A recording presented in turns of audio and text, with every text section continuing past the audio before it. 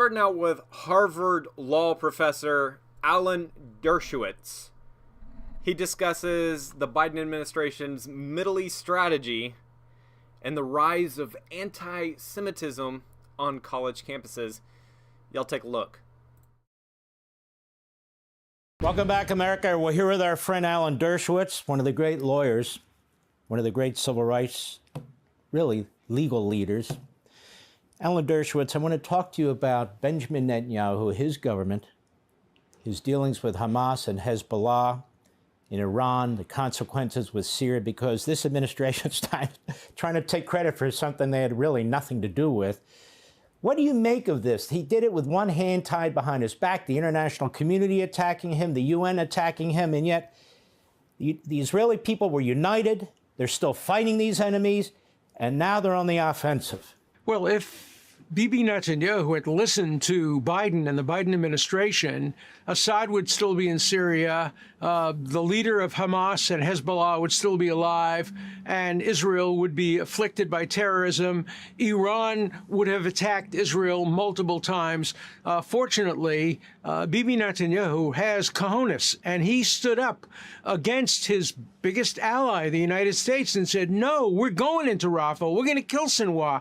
No, we're going into Lebanon. We're going to kill Nasrallah. No, we're going to attack Iran if they attack us. And now we're going to help bring about some resolution in Syria. The entire Middle East has changed because Netanyahu had the guts to stand up to Biden and to say, I'm going to protect my people, Israel. I'm putting Israel first, and you put America first, to be sure, but I'm Israel's prime minister, and I'm going to help Israel. And he's done a remarkable job. In a year and a couple of months, he's turned around the Middle East, and now everything in the Middle East, militarily, favors Israel. What do you make of the fact that literally a few days after this past election of Donald Trump, they lifted sanctions again and sent another $10 billion to the Iranian regime while they're talking about how they've weakened the Iranian regime? How do you explain this? We've talked about it so many times. This schizophrenia with this administration. On the one hand, they say, look what we've done. We weakened Iran. On the other hand, they keep funding Iran. It's obvious that they have, right from the Biden administration and before the Biden administration, going back to Obama. They have played both sides, and they think they can get Iran to come to the bargaining table by being nice.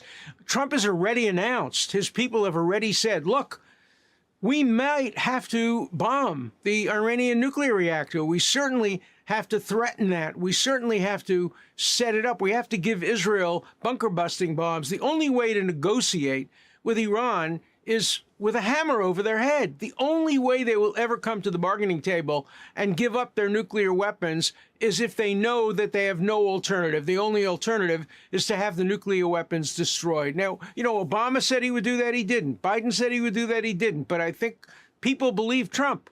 If he says that Iran's not going to develop nuclear weapons one way or another, either they're going to stop or we're going to stop them, they will believe it. Did you ever think you'd live to see a president of the United States approve the lifting of sanctions for $10 billion to go to Iran just a couple of weeks ago? The same Iran that has a hit out on the incoming president of the United States. We give $10 billion to assassins? Is this not insane? It is. It's insane. And insanity is doing the same thing over and over again, expecting a different outcome. That's what we've been doing with Iran over and over, and it hasn't worked. The only thing that works is what Israel did. It destroyed the defenses. And now it says to Iran, all right, you want to come after us? We'll destroy your oil supplies, your nuclear reactor. And you know what? The day Donald Trump got elected, Iran changed its mind. They said, whoops. Well, sorry, we thought we would go after Israel, but they haven't done a thing because they know that under the regime of President Trump, Israel will be allowed to respond fully, unlike the way they had their hands tied under the Biden administration and the Obama administration before that. When we come back, Professor Dershowitz, there's a similarity in some ways between the left in Israel and the left in the United States. Okay, guys. First of all, want to welcome everyone to the stream. So, and big shout out to B1 in the chat. Let's go. Everyone else, thanks for stopping by. Thanks for leaving a like on the video, helping out with the YouTube algorithm. Appreciate all the love, all the support, everyone. And guys, when we're talking about all this, understand that, well, this is what I wanted to do. Think of one word, because I have one word in my head. If there's one word that could illustrate Biden's take on the Middle East during his last 4 years, what would that one word be? If there's one word that could sum up everything that Biden's done with the Middle East, what would your one word be? Now, I'll tell you my one word, and guys, put it in the chat, put it in the comments, whatever that one word is. But here's my one word. Weakness. Weakness. It's not that Joe Biden was super anti-Israel. In fact, on the left, Biden is one of the most pro-Israel people. And I mean, I know it's not saying a whole lot because we're talking about the left here, but his administration's policies have emboldened all of Israel's adversaries in the region, specifically and mostly Iran. It's absolutely insane the policies that this administration has adopted in the face of a threat like Iran. And then they've also alienated their key allies like Israel. It's crazy what we've done in the Middle East over the last 4 years. I mean, think about the potential risk to U.S. national security, global stability, because of a lack of clear leadership. And that is what this all boils down to, guys. And that's why I picked the word weakness. That's why I said weakness, because Biden has not stood up and actually been a leader. A lot of people refer to him as a puppet, and really that's what I'm seeing, guys. He's just not a strong leader. Does he have his own opinions and stuff? For sure, maybe, hopefully. But is he speaking them? No. Debbie Combs in the chat. Total failure. Total failure. Gene, let's go. Woo! All right. Yeah, you said weakness, B1. B1 says incompetence. Incompetent. And I've used that word a lot on this stream as well to sum up this administration. But anyway, I want you to let's finish that video clip because there's a lot more in here that we want to unpack, especially when it comes to the rise in anti-Semitism on our college campuses here in the United States. All right, check it out. Obviously, this administration here tried to put Donald Trump in prison with some of these incredibly phony cases right before the election and to affect the election. You have Benjamin Netanyahu, who's the commander-in-chief of the Israeli forces. He's the prime minister. He's enormously popular right now. And you have the attorney general there, and you have the court system there insisting that he stand trial over cigars and champagne in his dealings with a media website. In the middle of this war, in the middle of Syria, right now, he's standing trial. I want to know your opinion as one of the great litigators of all time. We'll be right back. Welcome back, America. You think our judicial system's insane? In many ways it is, but it is really insane in the state of Israel, where they're trying to literally put their commander-in-chief, the prime minister, in prison over cigars and champagne and is dealing with a website, even though their key witnesses have obviously turned against the state now and they're supporting the prime minister. That said, Benjamin Netanyahu still fighting the good fight. Alan Dershowitz, what do you make of this? Well, it's amazing that Netanyahu can do this. He is fighting in the north, fighting in the south, fighting in the west, and they're passing him notes at his trial when he's put on trial for too many cigars and too much champagne. The American system is so much better that you cannot prosecute a sitting head of state. You can't prosecute the president because you know it's a 24/7 job. Now, Bibi can do them both. He has the ability to do it both.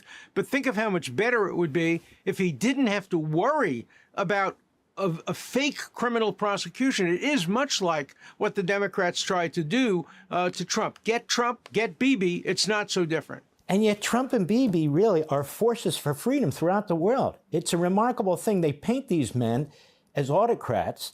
They don't like the way they speak. They don't like what they... Fine.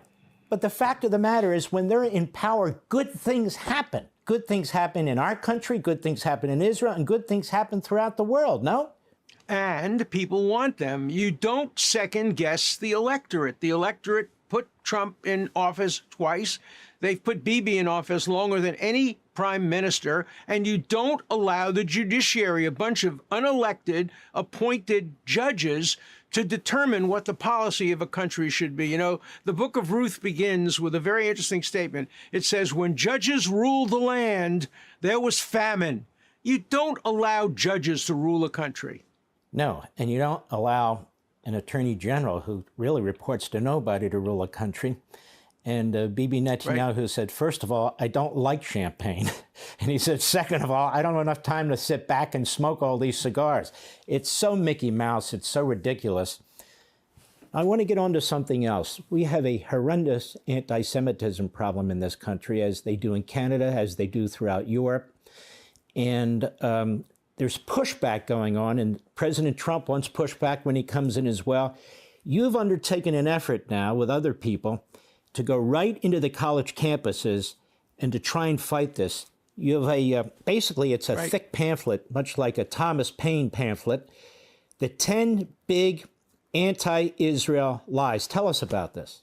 Well, I decided to write this little pamphlet. We're giving out 1 million copies on 1,000 college campuses. I want every student to read this, and when they see these protesters, to expose the lies that these protesters are telling. Every single one of these lies. Give me an example. The hard left is saying that Israel created a refugee problem, and they were funded by German reparations. Well, the German reparations came 5 years after the refugee problem was created. All their facts are wrong, and I document every single erroneous fact in this little pamphlet. 1 million copies. Any college student in America, any university that wants it, can get as many copies as they want. If we run out, we'll get more copies. Okay, so number one, the rest of us can get it on Amazon.com. But number two, how are you going to get it into these universities? They're probably going to resist, aren't they? No, we're doing it through organizations like Hillel Chabad, the Federalist Society, other groups. We've already sent out over 300,000 copies, and we're going to send over 1 million. I'm getting the president of a university just today asked me for 200 copies. He wants to give them out. Now, he's an unusual president, the new college in Florida. But other universities, professors want to hand it out, groups want to hand it out. We're going to get them to 1 million people. You can't stop the free speech of people who want to tell the truth. Amen. Again, the rest of us can get it at Amazon.com. The 10 big anti-Israel lies. I encourage us, get it, spread it. Let's fight this scourge. And they're attacking Jews. Now they're attacking Christians. They're attacking the United States of America. Yep. They're attacking our academic, our educational system. They are funded by foreign enemies, terrorist organizations, and this has to stop. Alan Dershowitz, I want to thank you, my friend. God bless you. God bless you, and thank you. Okay, guys, so there you have it. And guys, the more and more I hear about this, the more and more anti-college I am. Now, I graduated from college myself, got a 4-year degree, went ahead and got my master's as well. But I can tell you, looking back, I can tell you right now that what is happening in our college campuses across this country, it is shameful, absolutely shameful. And somebody's got to blow the whistle. I appreciate Levin, Dershowitz for blowing the whistle on these guys, because there is an alarming trend of anti-Semitic incidents, rhetoric that's being spread across our U.S. universities. And you know what it's being fueled by? It's being fueled by leftist ideologies and the failure of campus leadership to address hate speech under the guise of free expression. That's exactly what we're dealing with here, guys. And here's the sad thing, because I would say, and I'm making these numbers up, but 97% of our college campuses across the United States, 97% of them are at woke left. They've given in, they've sold their soul. The other 3%, other 2 to 3%, is being pressured to conform. And the people that they're bringing in, the people that they're hiring, they can only think one way because they went through the same education, the same process as everyone else. And what we have is a wheel that just continues to spin, continues to turn, making us more and more leftist, more and more woke. And that's why we've got to have some patriots to stand up and say, guys, enough is enough. We've got to get the truth out there that this way of thinking has never succeeded in the past. It's not going to succeed now. We need some good Christian, entrepreneurial, capitalistic, right people that lean to the right, conservative values. Come on, that's what we need more of in America.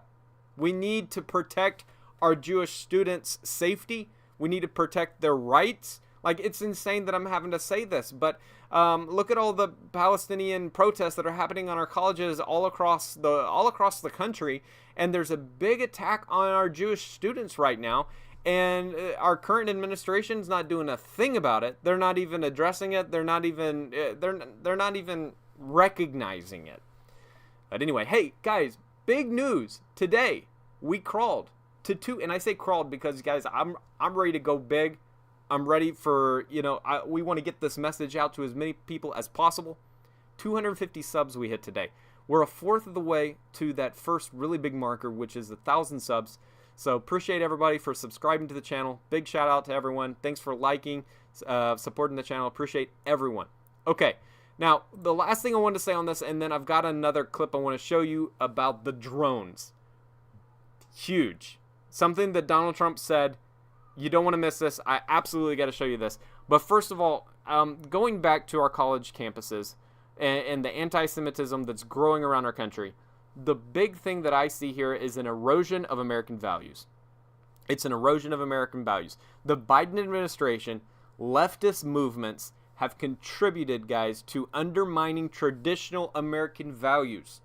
There's an attack. There's a war. It's almost like we have to feel guilty for just believing in traditional American values. Those same values that made this country the greatest country in the world. Those same values that allowed us to, where everyone else had thousands of years to get a head start. America was a group of people that came together under one flag, and they said, we can do the impossible. And we rose to be the greatest world power ever.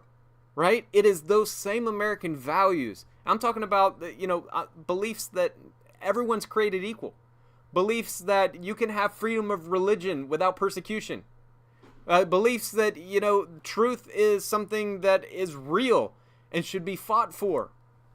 Respect for religious freedom. Protection of individual rights. And there's a war on this because people are tolerating and ignoring the surge in anti-Semitism and anti-Israel sentiment that's happening on our college campuses around the world. I mean, how often have you seen it in the news recently? Not very much. That's why I wanted to start this channel, so that we can start blowing the whistle on this kind of thing. All right. Check out this clip, guys, because this is crazy. Donald Trump speaking about these drones. Listen to his perspective. Now, remember, this guy was in the government for 4 years. He served as president, and also all of his business background. If anyone has a good perspective on these drones, it's going to be Donald Trump. Y'all check it out here. President Trump said, I canceled my trip to Bedminster. Remember, the drones were kind of around Bedminster, so watch what he said. Can you comment on the drones that are flying around New Jersey and ports? It seems like the American people have a big disconnect. The government knows what is happening. Look, our military knows where they took off from. If it's a garage, they can go right into that garage. They know where it came from and where it went. And for some reason, they don't want to comment. And I think they'd be better off saying what it is. Our military knows and our president knows. And for some reason, they want to keep people in suspense. I can't imagine it's the enemy, because if it was the enemy, they'd blast it out. Even if they were late, they'd blast it. Something strange is going on. For some reason, they don't want to tell the people, and they should, because the people are really, I mean, they happen to be over Bedminster. Will you shoot them down? They're very close to Bedminster. I think maybe I won't spend the weekend in Bedminster. I've decided to cancel my trip. Have you received an intelligence briefing on the drones? I don't want to comment on that. Well, Guy, we know he is receiving intel briefings, but he won't comment on the drones in particular. Yeah, I mean, a lot of people for the last few days have been saying the government must know what's going on here or have a better handle on it than what they're sharing with us publicly. And then that's exactly what the president-elect just said. Basically, we know, and they're just not telling the public. So I think that will fuel some more discussion around this issue. You described the press conference, Kayleigh, more broadly as freewheeling, and it was definitely that. It went on for quite a while. I think it is appropriate for heads of state to respond to questions this way on a regular basis. He's not technically head of state yet, but kind of seems like he is, right? Given the absence and just the muted volume on almost anything from the current president. Even with the freewheeling nature of that, and it was definitely wide-ranging, you've worked with him very closely. I've just been an observer. It seemed like there was some restraint by his standards as well. He covered a lot, but not quite as much bravado. That was at least my impression.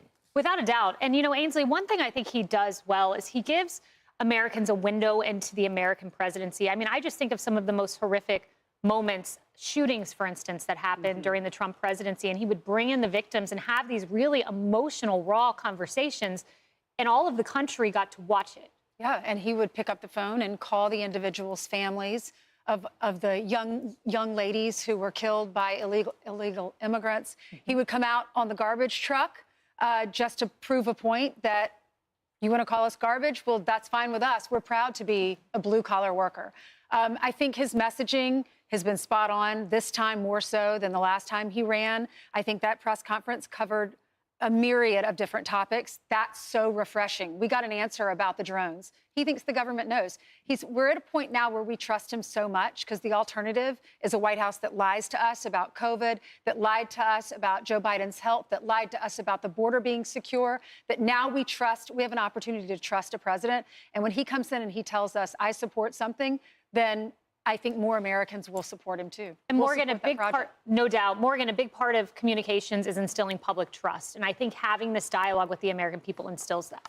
Yeah, and I think what he had to say about the drones goes to instilling public trust. You know, after the Biden administration was not clear about the Chinese spy balloon, that's when people started to say, well, wait a minute, something's up. And so I'm glad that he was forthcoming about it. I also want to say, out of everything he said today, there was something really important and personal, I think, to me and so many others.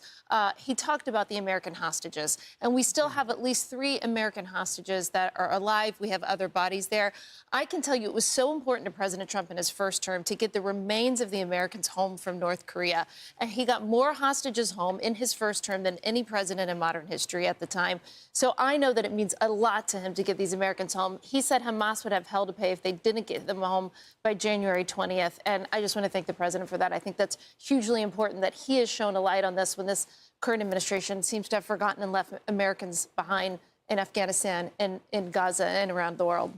And the question, the re-ask after that was, well, what does that mean, hell to pay? And he said, well, it won't be pleasant. Yeah. I mean, just imagine if he's able to get an end to the Ukraine war, the Israeli war, hostages home, a Saudi peace deal, all of those within the realm of possibility. I'm Steve Doocy. I'm Brian Kilmeade. All right, and I'm Nolan Alders. All right, guys. So there you have. There's what Trump is saying about these drones, and I've thought this the same, guys. I've even said it in previous streams that there is no way that our government doesn't know what these things are. Like with the ability that we have as a country, the intelligence capabilities of the most powerful country in the world. And you're telling me that Biden and his administration don't know what these drones are? No, they know what they are. What's most disturbing to me is that they say that they don't. And the American people are smarter than that. The American people know, and when it all comes out, guess what? It's going to make it's just going to make it way worse. If you know what they are, even if they were for a nefarious reason, you know, the government needs to come out and explain it. They need to come out and say something.